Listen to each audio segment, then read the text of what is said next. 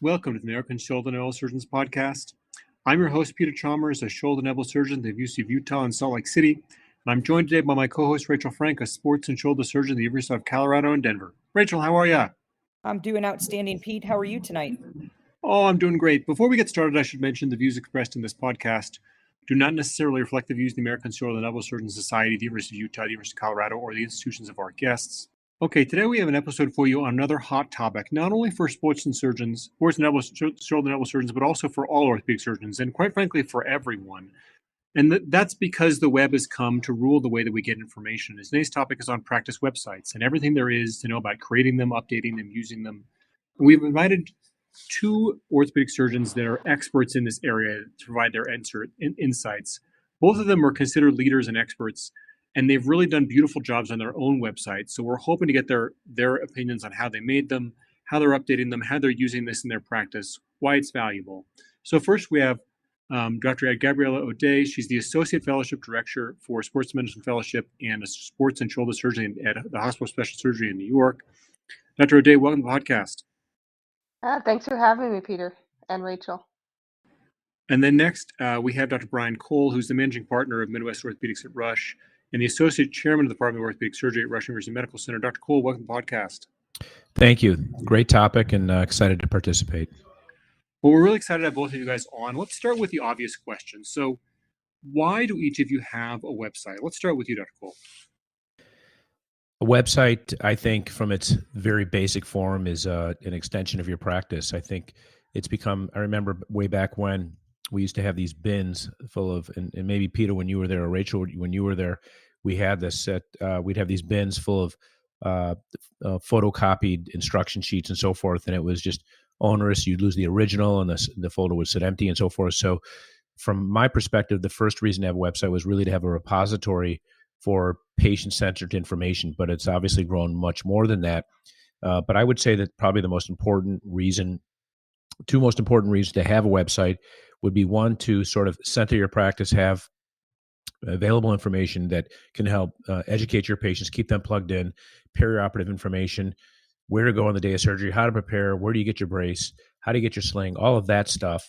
But also, when you ask your patients, how they've come to find you and so forth, it's rare that today a patient you see in the office will not have gone to your website to learn more about you. They'll obviously go online, see what your reviews are, see what your sort of your footprint is on the internet in terms of evaluations on health grades and Google and so forth, but they're also going to go to your website to learn more about you. So it really is an extension of your practice, and virtually every patient will go there at some point to either get important information or to learn something about you and your practice. What about you, Dr. O'Day? What was the main reason you had a website to begin with, and how are you using it most effectively now? Yeah, I would actually say that, I was a little bit of a slow adopter at first. It was one of those things where I was coming out of fellowship and I was like, I probably should make a website. And it was a couple years before I actually kind of committed to it.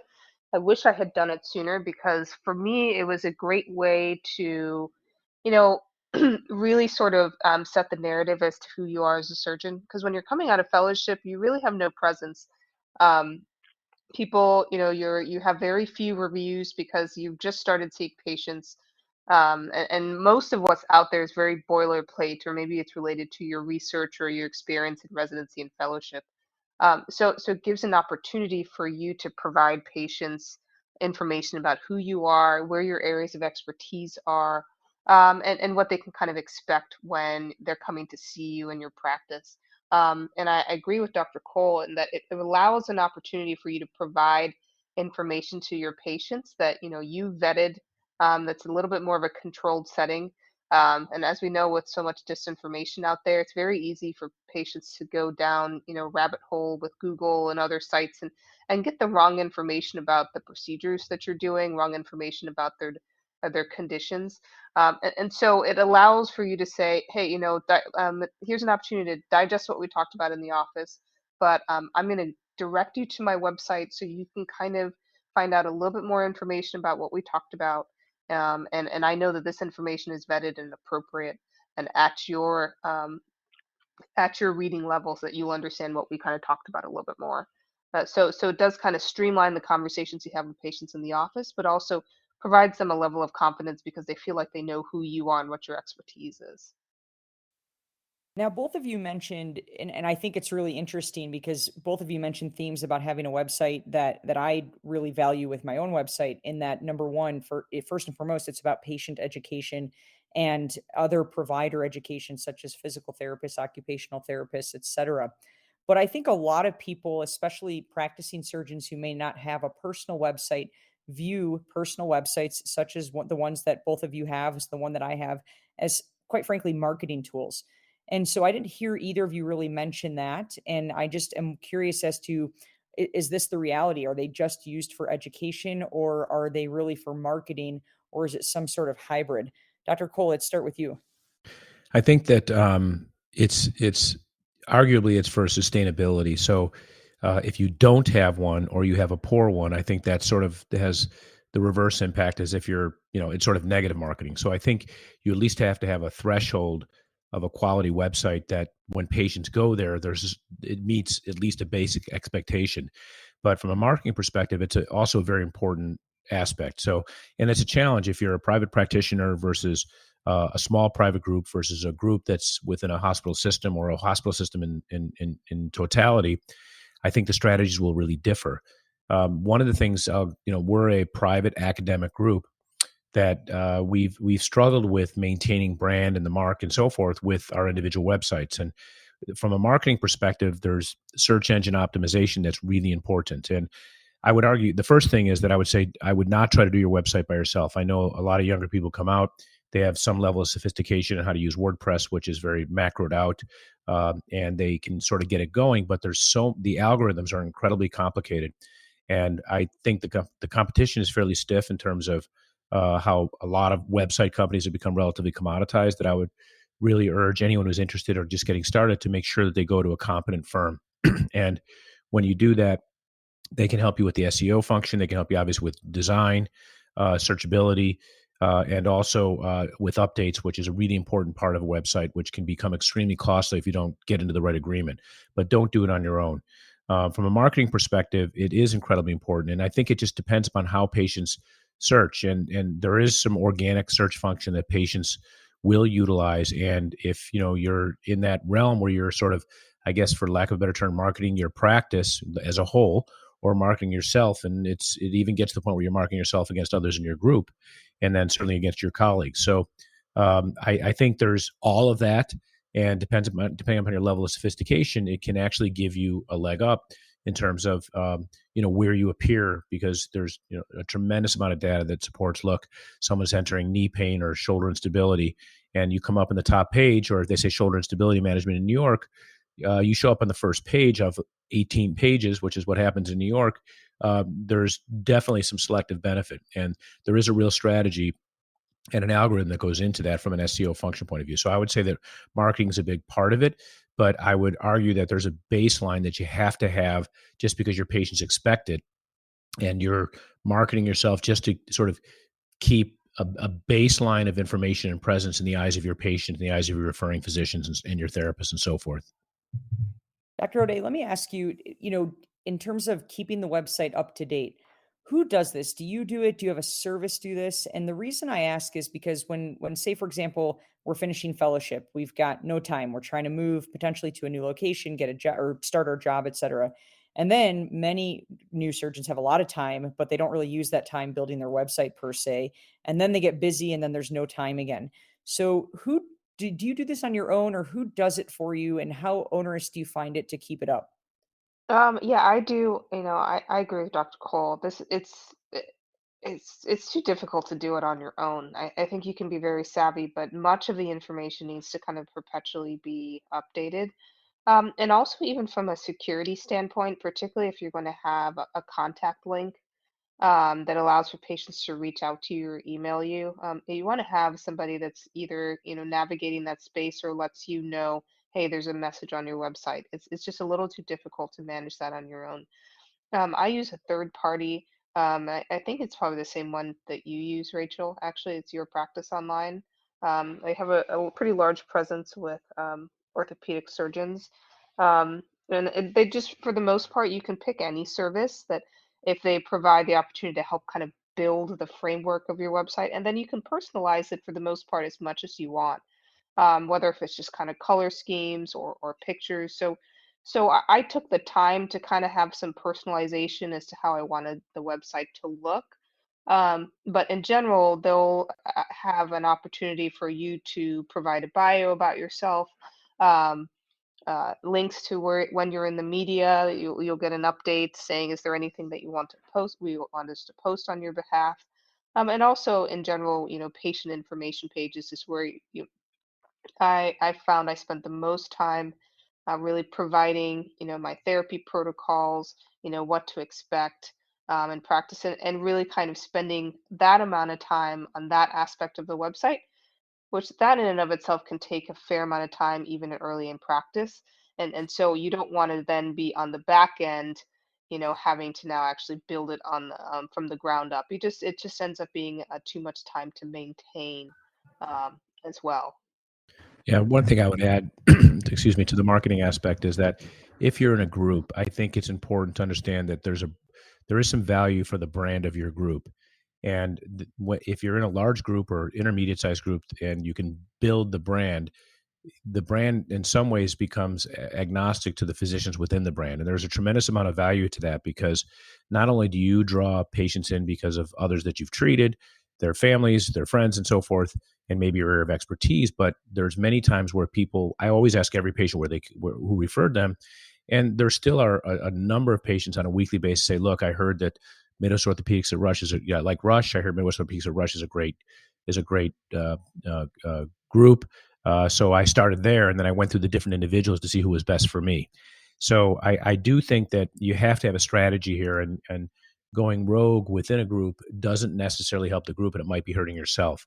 And there's a lot of ways to manage that in terms of putting the skin, if you will, on your site and having some common features from an organizational structure that, from a browsing point of view and how it's structured, can make can affect you positively and also benefit the group. So we're making a full effort to sort of not homogenize and lose individual identity, but at least to make sure that we represent the brand, the color schemes, and so forth, but allow people to sort of emphasize their uniqueness and their expertise at the same time. And I think that goes a long way to maintaining a brand that's bigger than yourself if you function in that environment. If you're a sole practitioner, it doesn't matter. But if you function within a group, I think you actually have to think about those things as you move forward, developing your strategy. Let me ask both of you guys, and this is again a topic that a lot of fellows ask me about when they talk about websites and starting practice. No one wants to spend money when they have debt, when they have med school loans to pay off, they're moving to a new city, they buy a house, they have kids, whatever it might be. They have expenses, and a website is an expense. You certainly can use kind of lower level sites and potentially do it for free, but then you're doing all the work on your own, as you guys described. So, who pays for your website? Do you pay out of pocket? Do you pay out of a fund? Does your practice or hospital system pay? Dr. Cole, let's start with you on that one. And the first thing, if you're just getting out into practice, I would say that the first thing you should spend your signing bonus on is developing a website. I think from a efficiency point of view and the scale that you get, it's very difficult to duplicate it. If the practice doesn't provide you with an infrastructure for your site, and I think you even want to maybe think about negotiating that with your contract, then you got to do it because it helps run your practice. As the first point that both Gabriella and I made about the importance of having a website in terms of just servicing the needs of your practice. For example, I've gotten a lot into patient educational videos and have added 22 videos on common topics that I treat, that I literally go to my website, pull up the video, introduce myself to the patient, say, hey, I say, look, I'm here. I'm 65 years old. I have shoulder pain. I was told I had a rotator cuff tear. I said, look, I'm going to put this on. There's speakers. Pulls up a 5-minute video, and I walk and I go to another room, and then I circle back and I kind of joke around and say, what did you learn? And we even got to the point now where we actually push through our outcomes module through Patient IQ. We actually push the video to the patients when we know what their diagnosis is before they even arrive. So spending the money up front as a repository that represents you is money well spent. It's part of business development. As far as in the initial cost, if you are bearing the cost yourself, we have a firm that we work with. It's a branding firm. They came back to us. It was like $28,000 to $30,000 per site. And that was just that wasn't tenable. I do think you can do this between, $4,000 and $7,000 starting out with most, mid-sized companies that have, a large number of individuals who do programming and so forth and have a low-cost HR staff. And then upkeep is around 2,500 to 5,000 a year. Those are not unrealistic numbers, and those are not out of line. But you can find them up into the $50,000 range, where they charge you for every update that you do, and so forth. And I would argue, when you're first starting out, or maybe ever, stay away from those kinds of contracts. But as far as who pays for it, I think in our instance, it's part of my individual direct overhead, so I pay for it. The group has a website, and if I was to stay within the framework, and there's no one in my practice of 50 providers where they use the group exclusively for their website. Everyone has their own site, and each of us are paying a certain amount. And I would argue that it's probably in the neighborhood of, around 5,000 initiation fee, maybe a bit more, maybe a bit less, and depending how elaborate people are. And then maintenance is about 2,500 a year to 3,000 a year. Not a lot of money for what the value it brings, given what we do. Dr. O'Day, how about you? Do you pay for this out of pocket? Was this something you negotiated into your job contract, or how do you do it? Yeah, I pay for it out of pocket, and those numbers I would say are a fair assessment as to what you'd expect.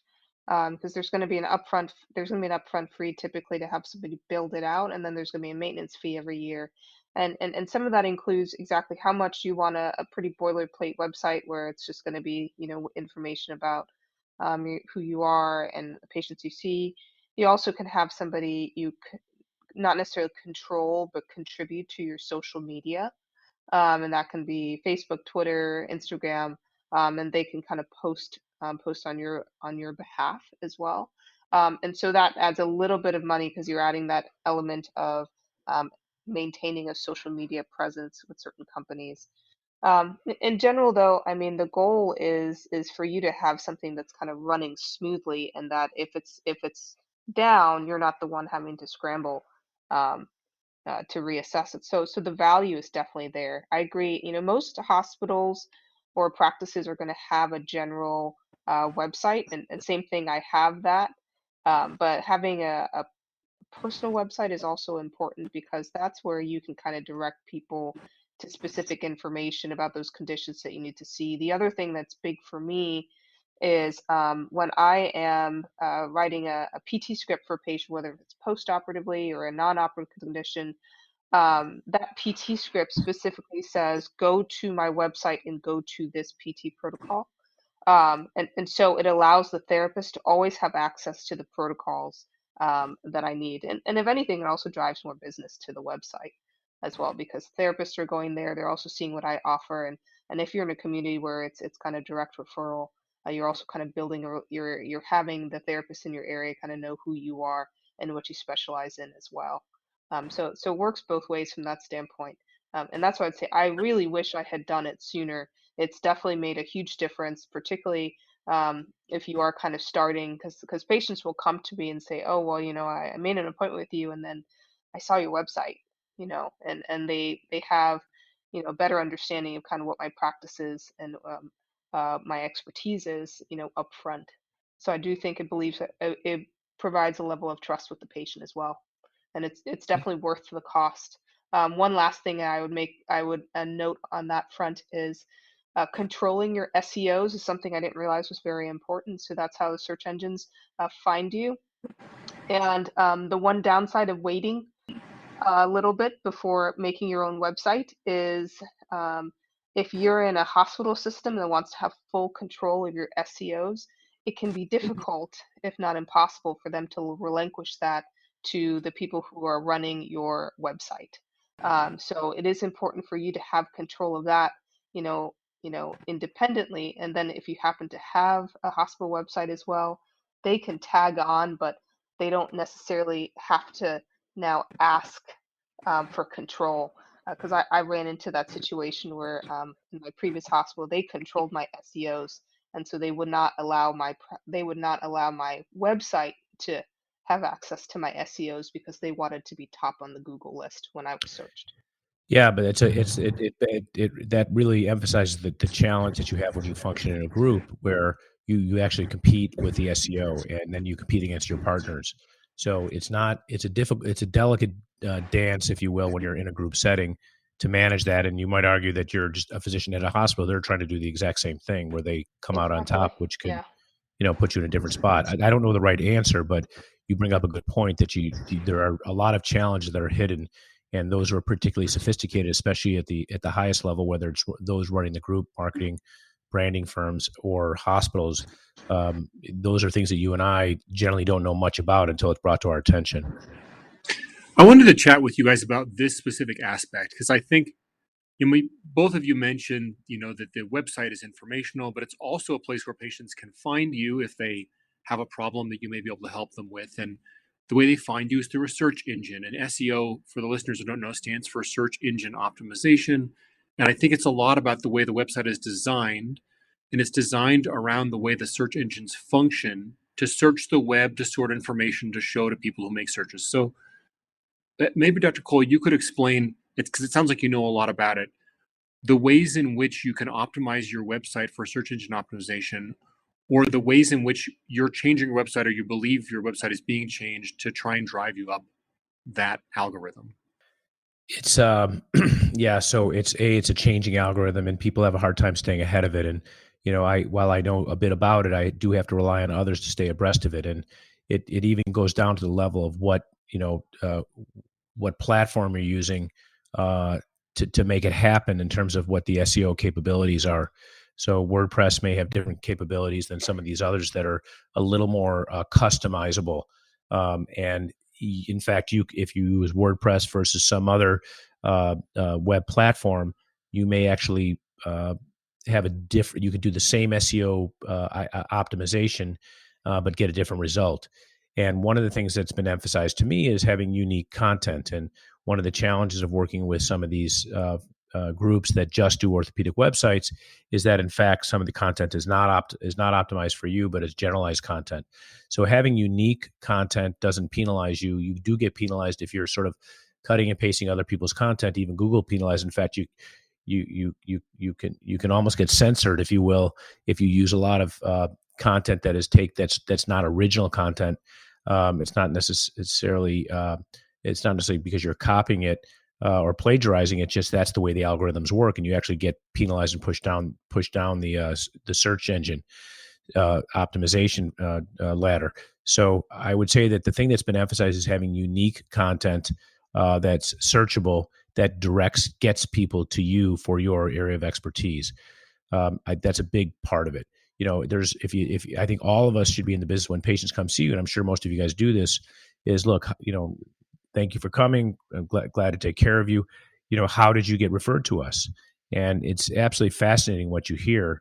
And I don't think it's as common now to simply say, I found this one, like when you deal with cancer, let's say you deal with a rare cancer and you find someone who knows how to, manage, metastatic ovarian cancer, and there's not 7,000 people who do it. There's maybe 10, and maybe 5 of those sites are in clinical trials and so forth.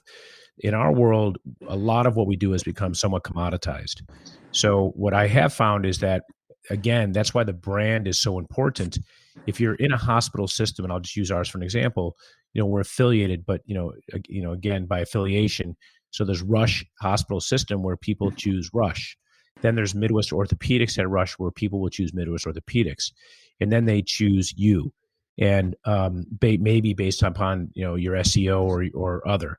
So the quality of the material is really important, but optimizing SEO is not something that you or I want to manage on a regular basis. But what comes up a lot is the fact that it has to be original content and not something that's been posted all over the internet that otherwise there's just no way to shake you out to come out on top. Now, so I think I think original content, I've heard the same thing. That's critical. The other thing I've heard is that websites that are being altered or updated frequently also get pushed up the algorithm, that the Google's bots are constantly searching the web, and websites that are stale get pushed down the algorithm. Now, you've mentioned previously that you're working a lot on updating it. So, Dr. Cole, tell us, who is doing the updating? Are you in there tinkering every week? Do you have someone on your team that's like posting things for you? How do you do that? If I had WordPress, I would probably do my own updating because it's relatively easy. But well, I would have someone do it locally, and we do our own updating for our practice for the most part, but not for everything. But the company who manages my site does the updates, and I have, basically I have someone who helps me in the office say, look, these are 3 new things. I mean, I probably add 3 or 4 things a day or change something on the website literally every single day. So I go back to the people who manage the website for 98% of it. That's how I do it. At one point, I had an arrangement where I was paying for every single update, and it was insane. It basically forced me to not want to do it because I was placing a dollar on every movement I made, which was a problem. So I would say that the best arrangement, if you could find it, is a situation where it's essentially unlimited updates. Because it gets out of hand every time you want to do something, and it doesn't necessarily take a lot of time for these people who do it each and every day. So I have no desire to do this myself anymore. I'm perfectly fine delegating that to someone else, but I may have someone in between. I'll say, look, here's 3 PDFs. These are open access. Here's a textbook. Here's 5 new rehab protocols. Can you modify these, PDF them, and then get them to our web people and tell them exactly where to put it?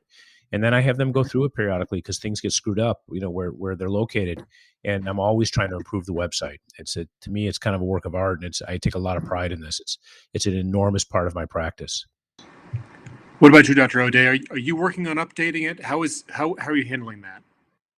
I the nice thing about having a service do it is if you pay for that, maintenance. Hey, I just send them an email and say, hey, I want to add this, and they will usually add it, even that same day. Or if I pick up on kind of a random typo somewhere, I can just send a screenshot and say, hey, I found this here. Can you correct this? But same thing. You can add PDFs. You can add information, and so I don't change it as much as I could, but I do. I probably go to my website at least once a day, if not more, and oftentimes that's either to download something for a patient or to direct them there, or just to kind of get a general idea of what's kind of being updated on there, because they also control some of my social media. So they'll still post stuff on my behalf. So sometimes I go on there and check and see what's been kind of linked to my website as well. But I have somebody else do it. All right, let me ask a little bit of a provoking question. And Dr. Cole kind of alluded to this a little bit before, but I want to get to the meat of having individual websites versus practice websites. Because nowadays, everyone is on either their private practice's website, their hospital system's website, their academic university's website, their school of medicine's website. They might be on all of those. In fact, in my group, I'm on all of those websites. We're not a private practice, but everything else. And then every hospital that I work at, I have a listing on that website. I have no ability to control that listing. I have no ability to determine what goes on and what doesn't. That's one of the reasons I elected to pay for and use my own website. But when we first started, that created a little bit of some challenges within the group in terms of one person having this and others not having this. And so I'm curious, both of you are in successful academic private practice groups. When you look at your website, does it cause drama with your partners? Does it cause any internal discussions about who should or shouldn't have things? Should we uniform everything? Should all of the websites, even if individual, have the exact same colors, same branding, same company, same everything? How does this work with you and your partners? Dr. O'Day, let's start with you. I would say so. You have to have some level of cohesion to make it work, and so I fully know if I Google my name right now, the first website that shows up is the HSS one. And HSS, same thing. They made us build ours out and provide certain information, our rehab protocols, our publications, etc. But number two is my website, and part of that is I understand kind of where the SEOs are probably going, and they're going to the HSS website and then mine second. But I was able to have a discussion with them when I started and say, can I link my website into my HSS website? So in my bio, and they gave me the okay for that. So in my bio on the HSS website, there's a link that says for more information, visit, and then it's my website. So then I know that I can link from the HSS website if they're searching first, then to my website, And so there can be a little bit more information, and I'm still cohesive with what our brand, because HSS is specific about what, what the brand will be, but also that it's connected to my personal website. At the same time, in that relationship, HSS looked at my website, and also they made sure that, I was ADA compliant, and that my website at least, met the standards that they wanted with the HSS website. Um, I don't know if every department is kind of as cohesive about that. Everyone's a little bit different when it comes to that, and can be a touchy subject with your hospital system. Um, but you want to kind of stay in front of it as well. And be upfront, say, hey, I have a personal website. It's there. This is part of my kind of personal identity as a surgeon, and find ways that they can, if anything, synergistically work together. And so far, it's worked, well from my standpoint. At the same time, on my personal website, I also link back to my HSS website, so they kind of link between each other, and I think that helps make it a little bit more cohesive. Dr. Cole, how about you with all your partners, not just within sports medicine, but within the entire group at MOR? Any, as nowadays everyone has their own website, and I think everyone seems to be fine with that. But at the beginning, when certain docs had them and certain docs didn't, did that create any problems? And if so, how did you mitigate that? And if not, how would you advise, new graduating fellows or young surgeons in practice who might be the first in their group to introduce this concept? It would be surprising to me that anyone would be first anymore. So I would say, the short answer is get a website when you get out, make a website. But it's a much more complicated arena when you're in a large group, as you've intimated.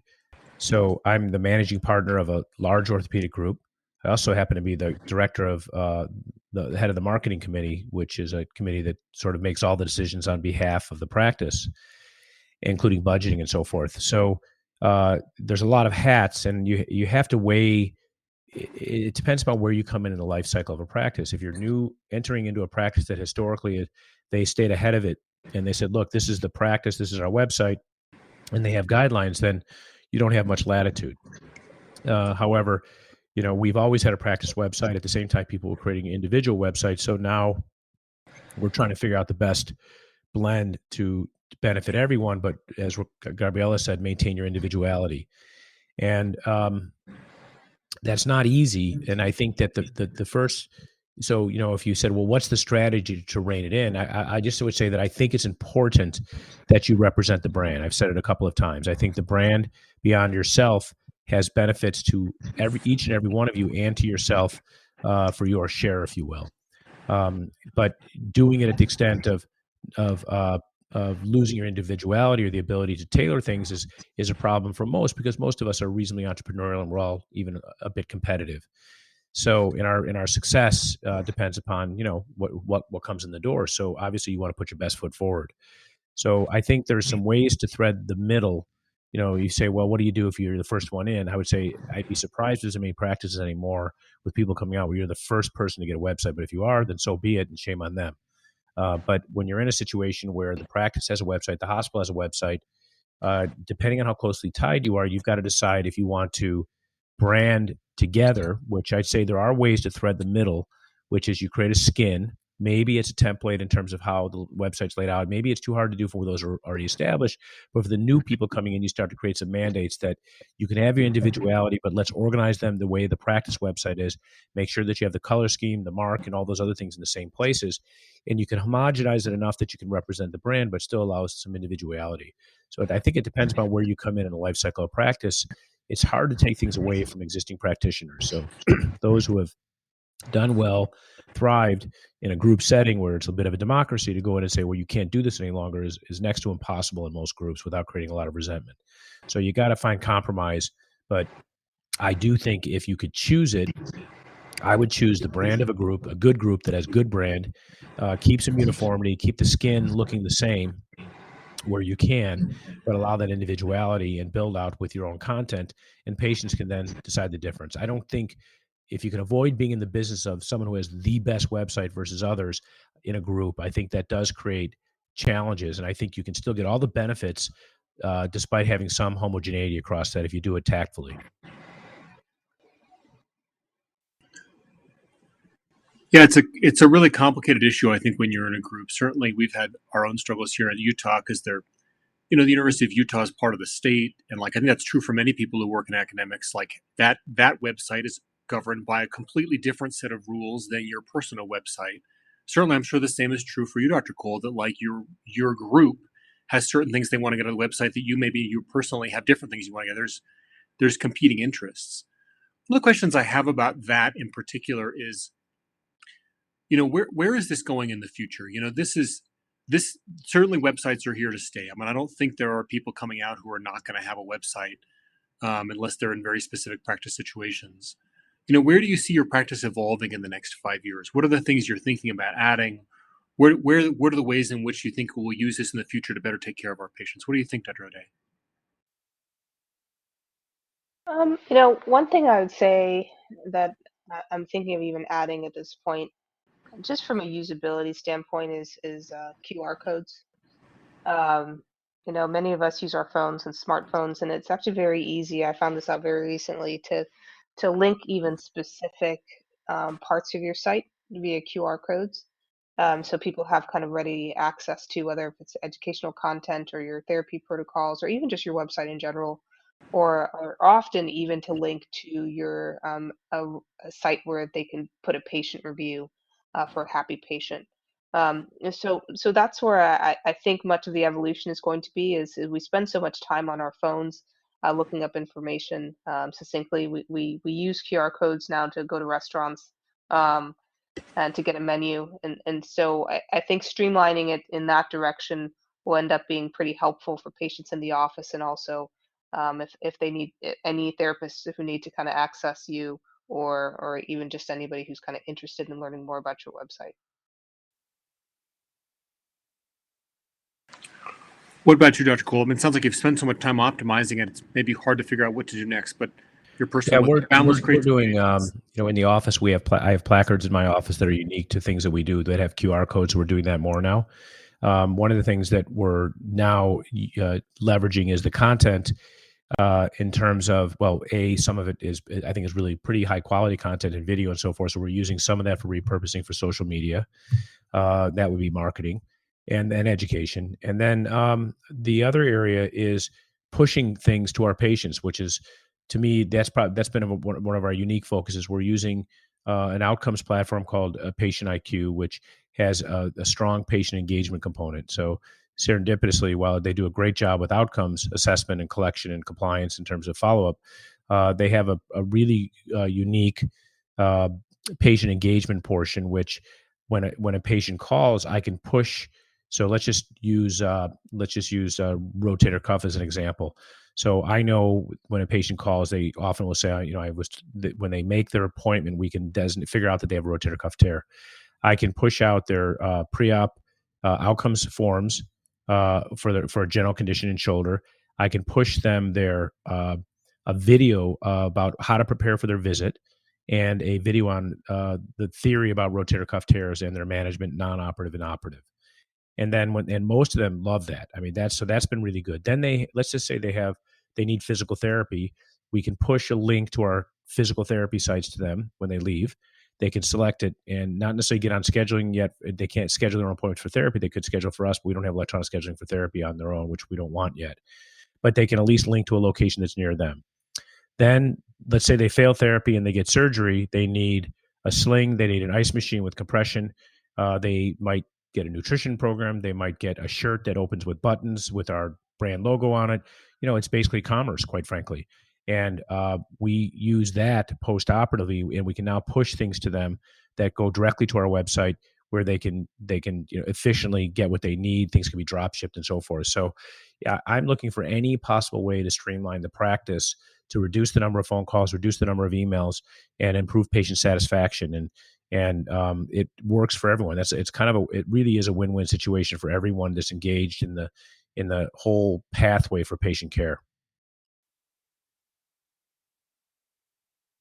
All right, guys, as we get to the end of this podcast, I want to ask both of you, when you think about all the tools in which you educate patients, educate peers, educate colleagues, what's most important for your practice? Is it your website? Is it your social media? The easy answer is to say both. But what do you think if you're advising new or young surgeons to really focus their energy, their funding, their time on one thing and one thing only to build their practice, other than of course being a good surgeon, doing good work, etc. Um, for with these specific tools that we have that all of us can utilize, what's number one in your practice? Dr. O'Day, what do you think? You know, I think it's important to have variability in how you're providing information. People learn different ways, whether if it's when you're having a conversation with them, so they're listening to you speak about what's going on, but also having the opportunity to provide them something in writing that they can digest later, or video content where they can kind of watch something. Everybody absorbs information a different way, and so for me, I think the key thing is having that flexibility to provide somebody information in a way that they feel prepared for their recovery. They feel prepared for what kind of the next steps in the plan will be. And I do think the website offers, in many ways, the option to do that, because we've been there. You have a conversation with a patient in the office, and you're telling them, "Hey, I think you would benefit from a surgery. This is what's going on," and they have, they're a little bit stunned or caught off guard. They have a bit of the deer in the headlights, it's an uncomfortable feeling to kind of leave them that way at the end of the visit. So I think the website, I give patients each a piece of paper with just kind of the plan in writing for them, but I also always circle my website after we've had a conversation and say, I want you to go on here and go to this video, go to this information, go to this information about how to prepare for surgery. So you have a little bit of time to digest this on your own, and then we can kind of come back and kind of close the loop here. And so having the website in particular, I think that ends up being the best way to navigate patient care, because you feel like you and the patient are on the same page, because you're giving them the options to digest vetted information on their own pace. And you know that they're getting it from a reputable source because it's something that you have reviewed and vetted before. Um, and so um, there's a little bit more comfort in knowing that you're providing information the right way to them in a way that works for them. Dr. Cole, how about you? What's your number one way to educate patients and help develop, your practice? So I think the first thing, Rachel, is that you have to have it's about it isn't actually the website or the social media. It's what happens in the office, and every patient experience that's positive begets dozens more patients. And no matter how long you're in practice, what is true is that most will say that you operated on so and so, they were really happy with their care, and I came to you for that reason. But they may have validated you based upon your online reputation or your website. But it really is it's really still grassroots every single day in the clinic. And I think everyone on this uh, um, podcast would probably agree with that. I think, honestly, even though I spent some time with social media, it's cute, but I still have yet to figure out if that is truly additive for at least my patient group. And I think if it's not done tactfully, it could actually maybe even work against you a bit. So I would say that it's a blend of the website providing, like Gabriella said, backup content, backup information that can sort of close the loop with information gaps, because people are just accustomed to looking at their phones, transacting on the phone, making appointments and so forth. So you got to provide a good user experience. But really, the best thing is not electronic at all. It's grassroots. It's what you do every single day when you sit down with a patient, talk to them, and they feel like they're really cared for. I know it sounds a little bit philosophical, but I don't think anyone this webinar or this podcast would disagree with that.